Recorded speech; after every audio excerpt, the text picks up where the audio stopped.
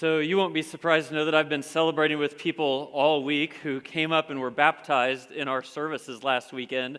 It's fascinating for me, of course, to see story after story after story, life after life after life of people who take this step to fully trust God and say, dead to myself, raised to walk a new life. We have, of course, all kinds of stories. It's fascinating to me. There was a middle school girl that I baptized, and she's one of my daughter's good friends. And after the service was done, I saw my daughter standing right down there, and she said, hey, I'm just waiting for her to come out dry so I can give her a hug. I'm like, she's not coming out dry. She's coming out wet. That's the way this worked today. I baptized, on the other end of the age spectrum, a grandmother who has been at Suncrest for years, but it was last Sunday that the Spirit prompted her to say, this is the step to fully trust God and identify with His death and burial and resurrection. Of course, it happened in between. We had a couple walk up to be baptized, and they were carrying their baby in a car seat carrier. It was so awesome because the people who were back there thinking their job was to hand out towels all of a sudden went into babysitting mode, and the husband and wife both were baptized, and they were just walking out. I looked at them, I thought,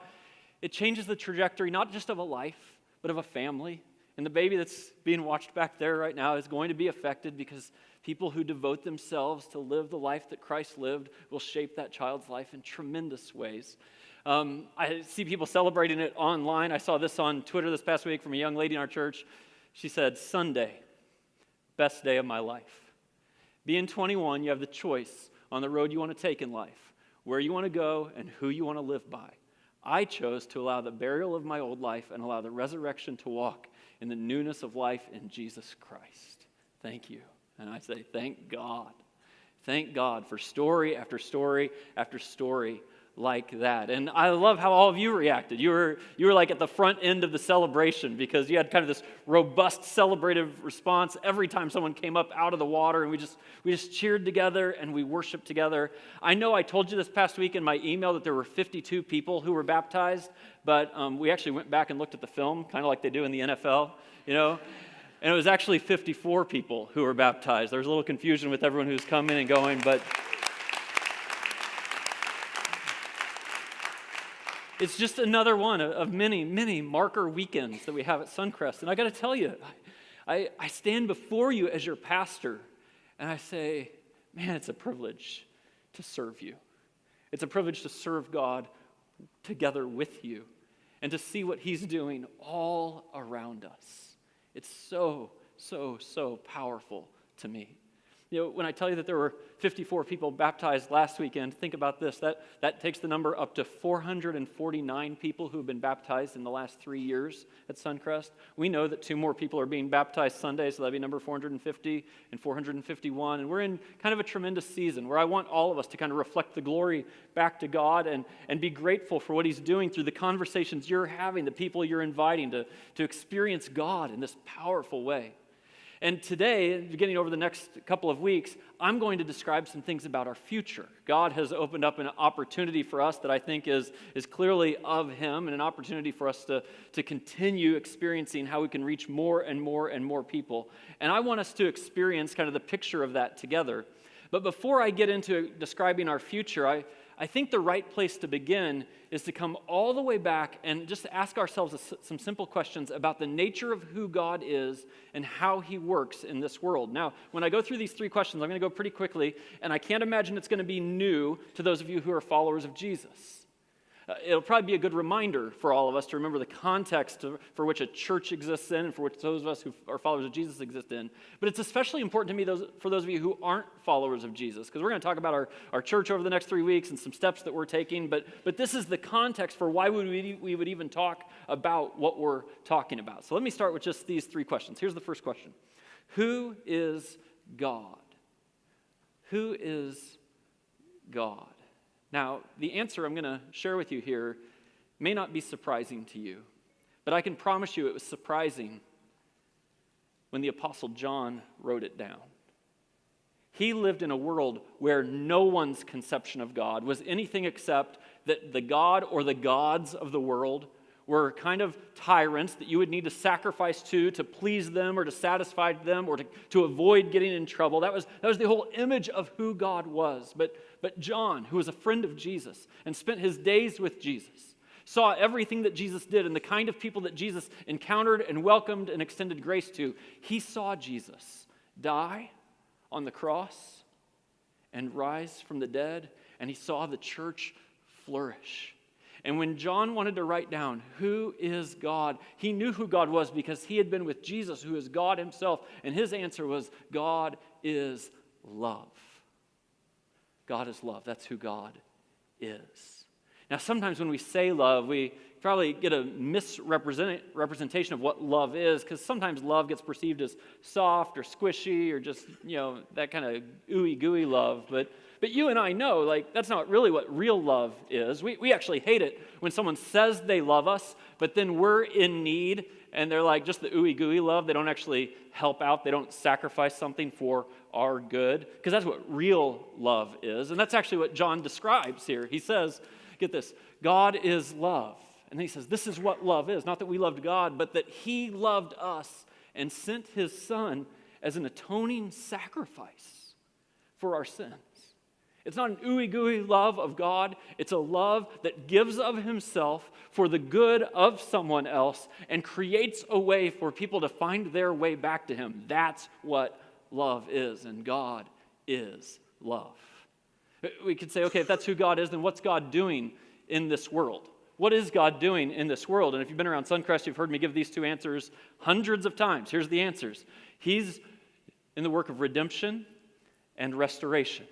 By redemption, this is what we know. God, just like we experienced last weekend, is reconciling every individual human being to himself. He wants everyone to know that nobody's too far gone, that his love reaches everyone, his forgiveness is available, his grace is there, that you, all of us, the whole world, he wants it to be reconciled to God through personal redemption. And God is very concerned with the suffering and the brokenness of this world, because that is not the way he wants this world to be. And he thinks that his followers, once they've experienced this redemption in him, will then go about the work of putting this broken world back together, being his agents in this world. That's what God is doing in our world. This is how John said it right after he said God is love. He said, this is how God showed his love among us. He sent his one and only Son into the world that we might live through him. And it's a total new orientation of our lives once we've experienced the love of God and the reconciliation with Christ. It's an orientation that the next life is a path that we're on, and it's more important than this life. It's an invitation to love others like we've been loved. In fact, it's very fascinating to me that when John writes this, he doesn't say that we might live in him, although that's true. It's true that we get to live in Christ. He says we're to live through him. That's what God is doing, which actually leads us to the third question. How does God do it? How is it that God's bringing about the redemption and the restoration of this world? And there's a very simple answer to it. Here's the answer. He's doing it through us. For whatever reason, God's plan for the redemption of humanity and the restoration of all things is that he wants to use the people who have had their experience with him to now bring that into the world. Now, I wouldn't argue with you. I mean, I fully forgive you if you think, God, that was a terrible plan. You're relying on human beings to bring about your work in this world. I understand. But this is the picture that we're given. I mean, this is what he finishes in 1 John 4. Follow this with me. It says, dear friends, since God so loved us, we also ought to love one another. Not with the ooey gooey, squishy love, but with the love that says, somebody's in need, somebody needs help, I will give of myself in order to help them. That's what love is. It's why I have used this phrase over and over again. What's our mission as a church? We're being used by God to change lives. That's where this comes from. It's all rooted in the character of who God is and what he's doing in this world and how he is doing it. That he actually wants to use you and me. That our response is to raise our hand and say, God, I'm not sure if I'm able, but I am willing. And with your power and your strength and whatever gifts you would give me, I've raised my hand to say, I'll let you use me to change the world. But I had somebody suggest to me once, I'm not going to change our mission statement, but I thought this was a pretty good argument. They said, you know what, Greg, you can say that the church has a mission used by God to change lives. But maybe it would be more accurate from the scriptures to say that the mission of God has a church. That's actually God's plan. God has a mission in this world, a redemptive plan that's followed all of time, and the people he's calling on to do it are his followers. The mission has a church as much as the church has a mission. And so what that leads us to, this is just the context, is it leads us to our question. And here's our question as a church. Are we in sync with God's redemptive plan? If that's what God is doing all throughout history, suggesting that he's love, it's a love that's giving and sacrificial, and then he's bringing redemption and bringing restoration and using the people who's experienced redemption, is Suncrest in sync with that? Now, Suncrest is far from a perfect church. We've made plenty of mistakes along the way. But one of the things I love about our church is I've never had anyone question their respect for our elders and our leadership teams, our business management team, our staff. There's a respect that's there. And I think the reason that the respect is there is that, everyone makes mistakes at different times, but our elders come back to it over and over again to try to get this question right. To say, all right, is it true of Suncrest? Are we in sync with God's redemptive plan? Are we the kind of people that he's called every church to be, that we're willing to give of ourselves so as to reach the next group of people and restore a broken world? Is that true of Suncrest? And of course we ask that question, is it true in our programming? It's led us to build compassion partnerships in Northwest Indiana. It's led us to have days of baptism to ask people to reconcile themselves to God. We ask it in our programming, but sometimes at our very best, our leaders at Suncrest say, yes, our programming, but what about in our personal conversations? You see, this is actually one of my favorite personal conversations with you, to say, hey, how are you doing? I mean, you're the church. You're the followers of Jesus. Are you in sync with God's redemptive plan for this world? Let me describe to you exactly what I mean by this. If you study the scriptures from beginning to end, you will find that the work God is constantly doing is having kind of a snowball effect so that more and more and more people experience his redemption. I'm actually going to kind of use the platform here. If you go almost back to the beginning of the scriptures, you'll find that God made a covenant with a man named Abram. He became Abraham. And it was just he and his family. And God actually asked Abraham to live by faith, to leave the land where he lived and go to a place where he didn't know where he was going. And God said, I will bless you, and then I need you to be a blessing to others. And Abraham made this covenant with God, and his family grew and grew. It started to snowball a little bit until it became what we know as the nation of Israel. And you can follow your way through all the book of Genesis, and you get to maybe the beginning of Exodus, and you'll find there's this massive nation of Israel. They've had a few experiences along the way. At this point, they're actually in slavery in the country of Egypt. And God raises up another leader. His name is Moses. And at this stage, it's not just Abraham and his small family. It's kind of snowballed into a bigger crew. And God always asks the biggest crew to say, all right, now we're going to take the next hill. And he leads them out of slavery into freedom. And the whole story of God's redemptive plan starts to grow and grow and grow. And it seems like now this nation of Israel is doing what the first covenant was there to do, which is to produce a man named Jesus. And you fast forward to the New Testament and you get Jesus coming into this world. And just before he goes to the cross and dies and is resurrected, he says, I have a new covenant for you. The old covenant is finished. The new covenant is this, that you would love one another. And people might have been asking, what do you mean by that? And he says, just as I have loved you, you love one another. Where do you think John got that idea that he wrote about in 1 John? It's not a ooey gooey love. It's Jesus says, I'm going to the cross for you. I'm going to sacrifice. That's my love for you. Now you take that love and do not hoard it. You pass that on and love others. And then we studied all summer the original church, right? And we saw this thing flourish with boldness and fearlessness. And they were brave and tough. And it was beautiful. They changed the world. At least the world as it was known. And ever since then, this is what God is always doing in the world. And our question is, are we in sync with that plan? Now, let me show you just a couple ways this works at Suncrest. A lot of you know that we have a vision as a church that goes beyond ourselves. We start new churches And then we multiply those new churches. We only start a new church if it's committed to starting other new churches. And you have to start small on that. In fact, get this. In our first 8 years at Suncrest, we were able to start 2 new churches. And in those first 8 years, those 2 weren't able to multiply. It always starts kind of like that. But there was a resolve and a commitment among us and among those churches to say, yeah, but we have a part of God's redemptive plan. And in the next 8 years, get this, those 2 churches in our stream grew to be 24 churches. And those 24 churches, this is very important, those 24 churches accept the responsibility to be part of God's redemptive plan.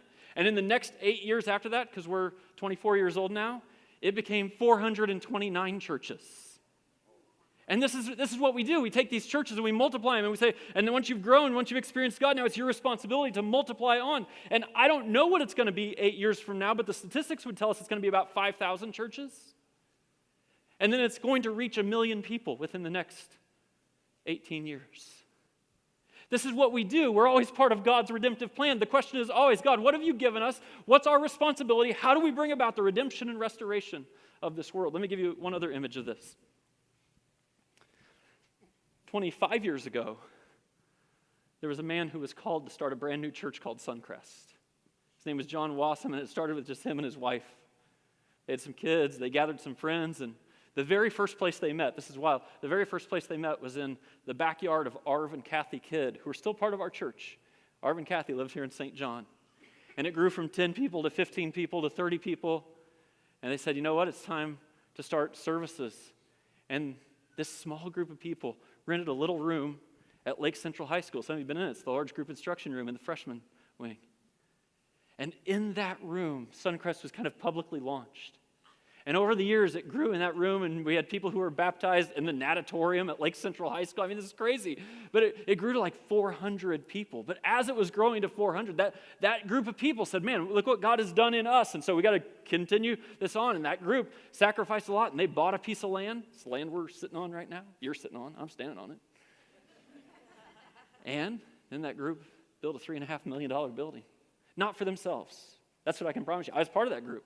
We didn't do it for ourselves. We did it because we asked this question, are we in sync with God's redemptive plan? And then that group left Lake Central High School, and they eventually moved to Parish Street.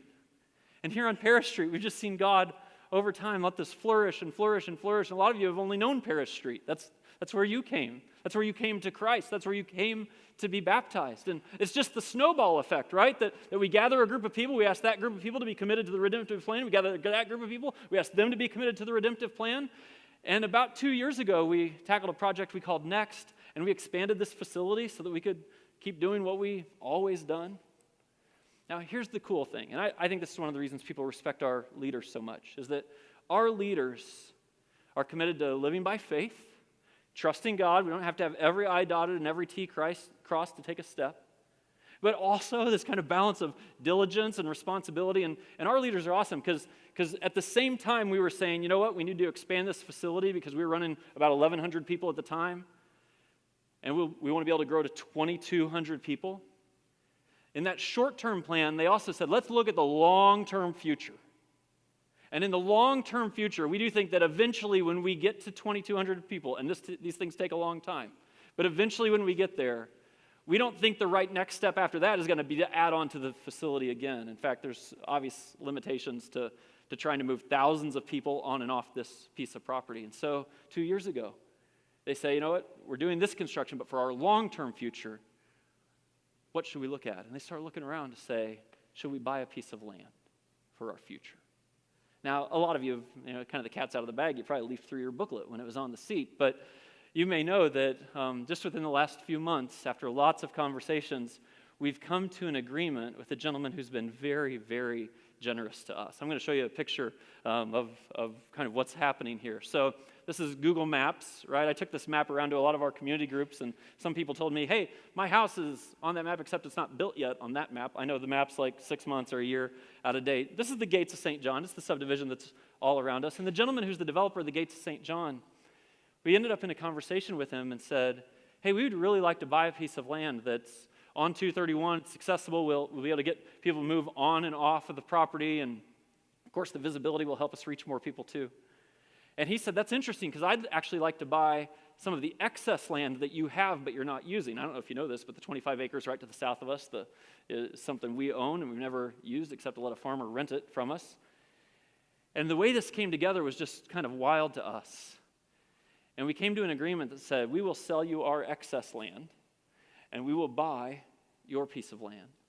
When the agreement came down, this piece of land we're buying, get this, he's selling it to us, we had it appraised, almost $100,000 below its appraised value. He said that he's willing to finance it for us for the next 6 years with no interest, which if you do the financial math is remarkable, and of course from the flexibility standpoint, helps us a great deal. And there's lots of other things I could list too, but we came to this conclusion to say, yep, I think the crowd at Parish Street, at some point in the future, if we're going to stay in sync with God's redemptive plan, we'll take the step to 231. We had a drone go out and take a picture of that piece of land. That's kind of looking from the south of 231, looking across. It's just a pretty great, opportunity, I think, that God has in front of us. It's a challenge for sure, but we've never shied away from the challenge along the way. And so today, I want to cast a vision to you to say, I think that if we come together collectively as a church over the next 14 months, that we could finish Next, which we're kind of interrupting, and secure that piece of land for our future. And at the same time, as we always do, we're going to start 4 brand new churches. Let me actually very quickly show you something in the guidebook here. Will you take a look at this with me? So just go to the front page of the guidebook, flip it open. You can go past kind of that opening cover page. Next page there's a picture of a great-looking guy on the left-hand side. Not really. Actually, you should just keep turning the page. You'll have to update the stats. It says 386 people were baptized. You can change that. This page right here, it's just an info page. I'm not going to read it to you. I'm not going to explain a lot of the info in the sermons. There's a Q&A night, and there's info in there, and you can read all about why now. The next page is a picture of what the commitment card will be. And you'll see the commitment cards next week, actually 2 weeks from today. This is not a long series. Just 2 weeks from today, we're going to ask everyone in our church to make a financial commitment. And perhaps my primary goal for what we're calling Next Level is that every single person at Suncrest would do something. You can only do what you can do. I'm not going to twist your arm and force you to do more. You can't do more than you can do. But everyone can do what we can do. And you'll see these cards next week. It has the chart, of course, and kind of an outline of how giving will get structured. I'm not going to go through every page, but there's info in there about the 4 new churches that we're starting and some really cool pictures from our history. It's just a picture of how God has been good to us and how we want to make sure we stay in sync with his redemptive plan. Now, what I want to do over the next few weeks, I'm going to introduce it here today, is just kind of walk through one of those seasons where we saw God express his redemption. When all of the Israelites were enslaved in Egypt. It's a very fascinating time in the history of the people of God. God did not want his people to live as slaves. He wanted his people to experience freedom. He wanted his people to experience redemption. He wanted his people to experience what it would be like to be on mission and go and change the world. And so what happened in Exodus chapter 3 is God had a conversation with a leader. And I want to kind of just outline how that conversation goes today because I think it says a lot about us. Today, the message is called Our Calling. So Next Level, Our Calling. What do I mean by our calling? Well, I mean, what is God calling you to do? And what's he calling me to do? What's he calling us to do together? And I don't know if you've ever thought about what your calling is. I hope, one of my great hopes for everyone who's a follower of Jesus is you know at least what part of your calling is. It's to bring redemption and restoration to your family and to your neighborhood and to your workplace, to be the agent of God in those places and see a snowball effect where people embrace that and then together you can do more and to be part of a church that's together doing more. But here's what I know about every single instance I can find of anyone ever being called to anything. the initial reaction to the calling is almost never, I'm in. And it certainly wasn't for Moses. You ever followed this story? Moses, this is how it starts in Exodus 3. Now Moses was tending the flock of Jethro, his father-in-law, the priest of Midian, and he led the flock to the far side of the wilderness, and he came to Horeb, the mountain of God. Now it's interesting, all 3 of these weeks I'm going to tell a story about Moses and leading the people out of slavery and into the promised land. And every one of these scenes happens on a mountaintop. This is the Mount of Horeb. Get this is how it goes. It says, so I have come down, this is God speaking to Moses, so I have come down to rescue them from the hand of the Egyptians and to bring them up out of that land into a good and spacious land, a land that's flowing with milk and honey. God is announcing his redemptive and his restorative plan to say that slavery is not my plan. Hopelessness is not my plan. I'm trying to set people free, to give them hope, to give them salvation, to help them be an agent to change the world. And he's saying to Moses, this is the burning bush speaking, and Moses is standing on what God calls holy ground. And then it says this, but Moses said to God, who am I that I should go to Pharaoh and bring the Israelites out of Egypt?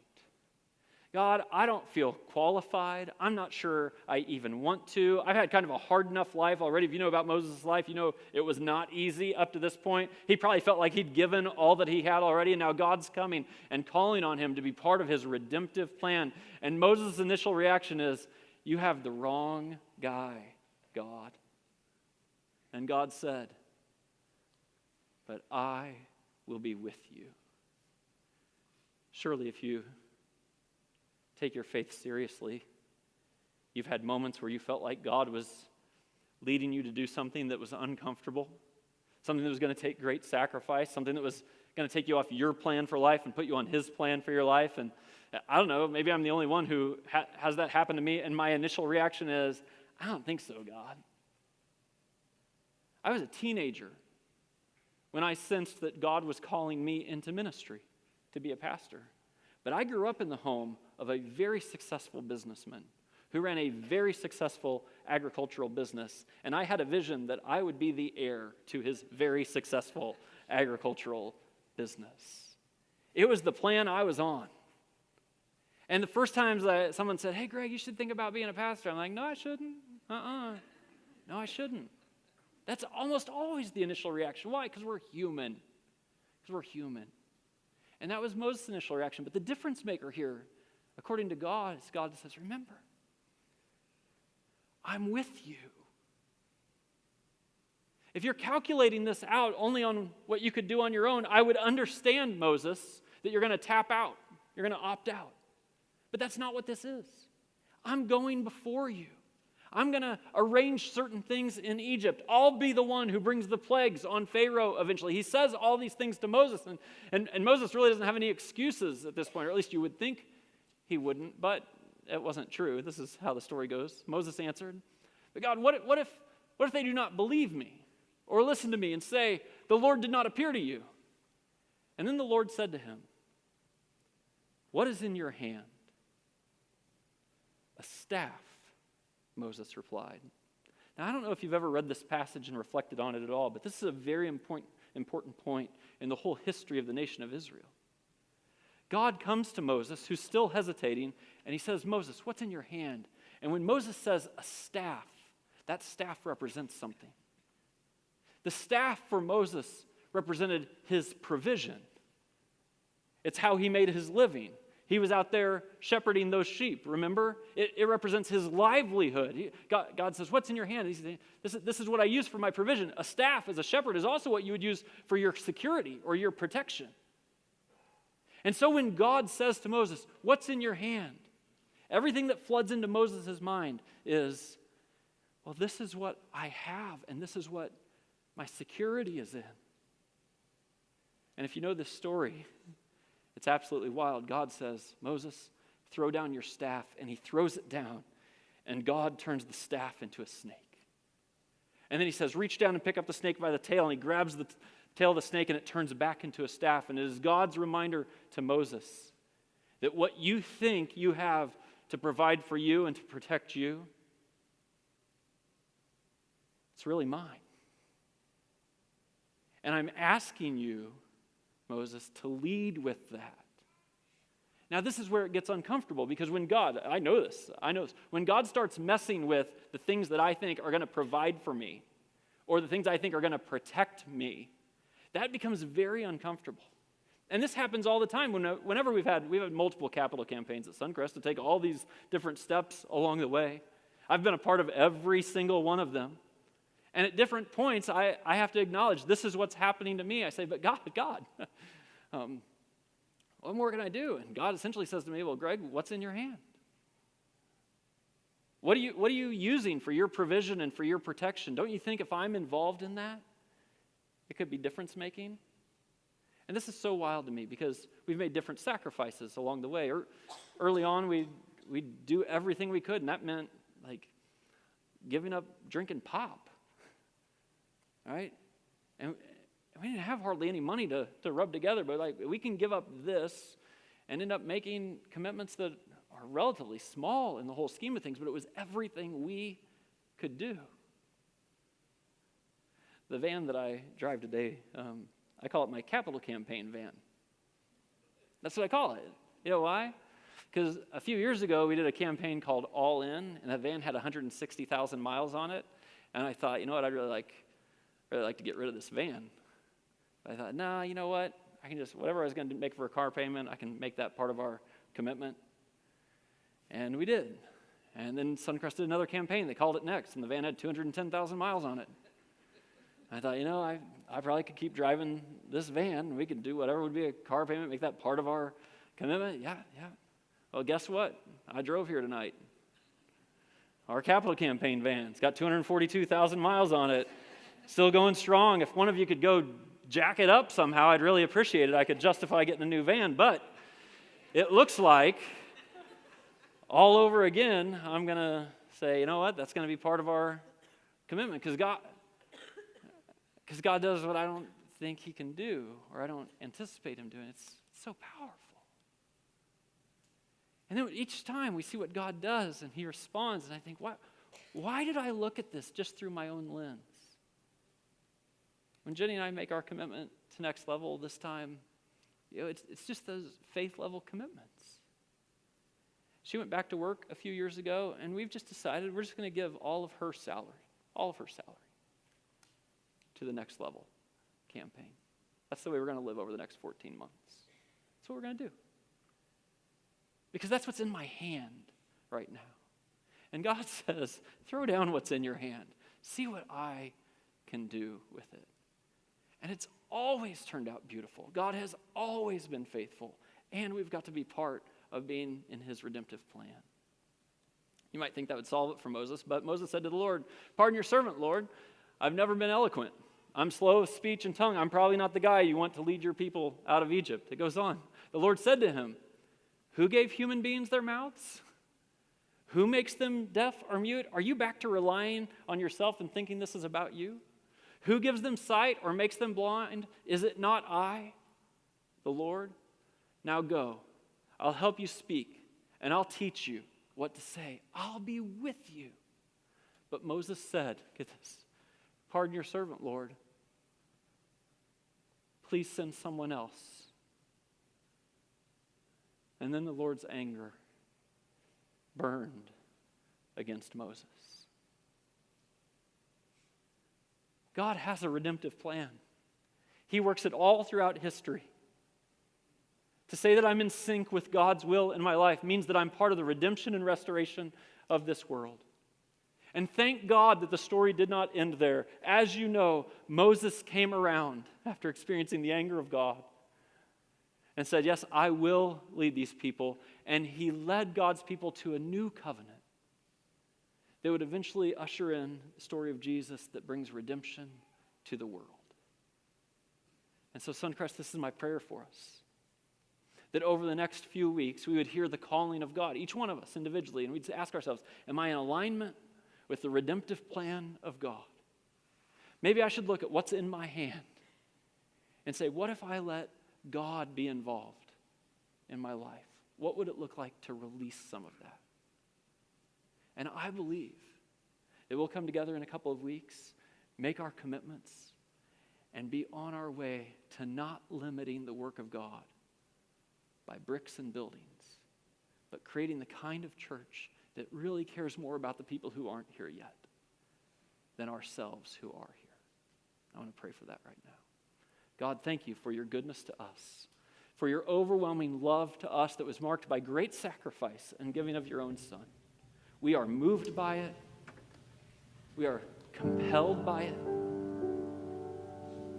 And today, God, we are grateful for it. Thank you for the opportunity to be part of what you're doing in this world and to see the lives that are changed all around us. In the name of Jesus Christ.